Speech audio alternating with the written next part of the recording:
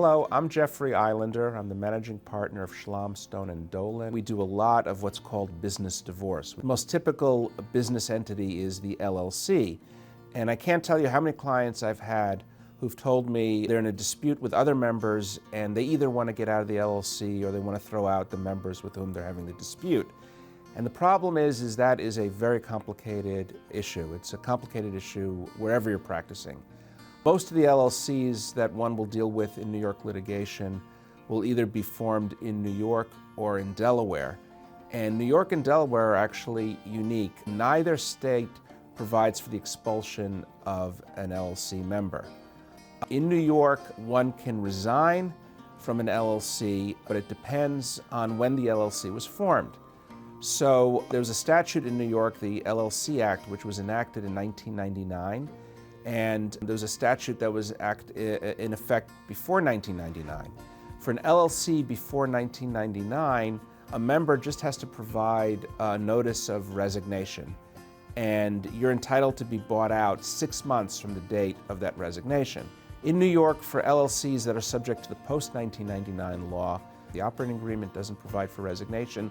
There's no statutory provision, and in Delaware law is the same. Now, another way to try to get out of a situation where you really don't like who you're in business with is to dissolve the LLC. Well, the problem is that both in New York and Delaware, it is very, very hard to dissolve LLCs. If you're in a corporation and you're not getting along with the shareholders, deadlock is a basis for dissolution. Shareholder oppression is a basis for dissolution. Neither of those are a basis for dissolution for New York or Delaware LLC. The test is it reasonable to carry on the business of the LLC in accordance with the purpose set forth in the operating agreement? So for example, if the purpose is to acquire real estate, can you still do that given the situation that is causing the dispute?